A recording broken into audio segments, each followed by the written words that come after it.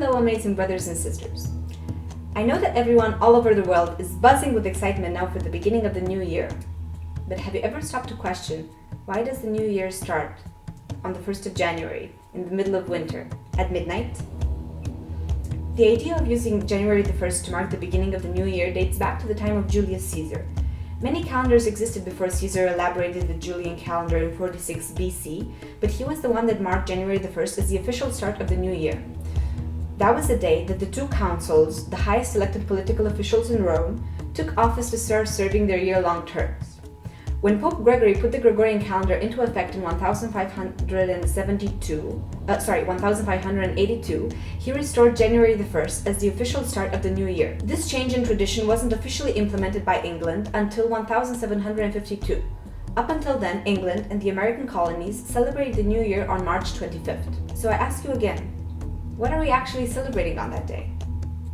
In many ancient cultures all over the world, the first day of the year was either linked to an astrological event, such as in the case of the Mayans and the Egyptians, who celebrated the change in between years on the 25th of July, because that was the day when the star Sirius, the brightest star in the sky, would rise before the sun and align with the sun from our perspective.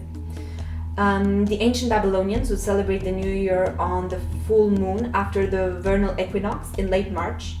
The Chinese people would celebrate the new year on the first day of spring planting season. In Middle East and Asia, they would celebrate the new year on the vernal equinox in March. So the new year actually had a meaning for these people. It was linked either to the changing of seasons and the spring representing the time of rebirth and renewal, or, as in the case of the Mayans and the Egyptians, it was when the star Sirius would reappear in the sky after being hidden for a period of time. Nowadays, it's people getting drunk to forget about their problems. We need to question everything. We need to question our calendar system, our school system, our medical system, legal system, working system, tax system, food and water system, our history. We need to understand why we're in the mess we're in and how we can fix it. Because humans have made the pursuit of material goods as their main objective, we have basically destroyed the planet as a result of that. And I know that when I say we, many people will say that, oh, but it wasn't me, it was the big horrible corporations that did all that. No. We as a human species have done this. The corporations didn't force us to do anything. They didn't force us to not care about the planet. They didn't force us to not care about each other. Sure, they tried to program us, but guess what? If we are all one, that means the darkness that is inside one person is inside each of us in one way or another. We must all collectively embrace our darkness and love it to death, so to say. Because it is only through the power of love that we can keep the darkness at bay. Whether we like it or not, humans have grown habituated to a way of life that is contrary to the natural order of things. Many of those things, being embedded in the irregular Gregorian calendar, are seen as indispensable because this calendar is embedded virtually in every institution on the planet. Taxes, politics, government, school, job, war, all of these are intertwined with the Gregorian calendar, just as most aspects of our life. Like I said in previous videos, how we feel towards certain days of the week is the perfect example because everyone loves the weekends and everybody hates Mondays. Poor Monday, it's just a day like all the rest. And then, when you retire, all your bad feelings towards Monday magically go away. By detaching from the Gregorian calendar and reconnecting to a calendar which is aligned to the natural rhythms, we can speed up the process of escaping the matrix.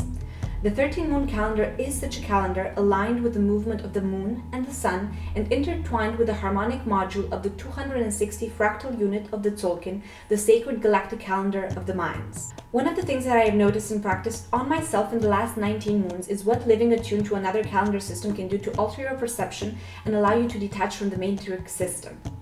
Ever since I've started following and applying the 13-moon calendar into my daily life, I've stopped celebrating the new year on January the 1st.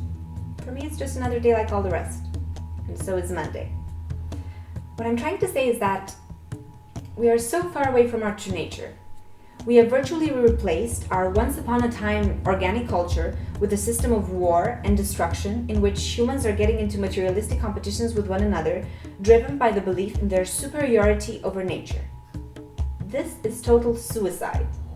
We are part of nature and nature is part of us. Based on this presumption of superiority, we have abandoned all of our higher qualities. we really need to reevaluate our collective behavior and take a good hard look at ourselves. Where is humanity going, and what can we do to help change its trajectory? As long as your mind operates within the time frame of the Gregorian calendar, you are operating within an artificial, man-made time frame.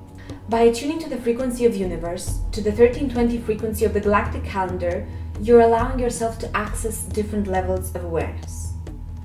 So if you have any questions about what steps you need to take to start doing that, or for decoding your own galactic signature and understanding a little bit more about how you can attune to your own rhythms, you can contact me either on my Facebook page or on my email. Until the next time, I wish you to have a most magical day in Lak'Ech.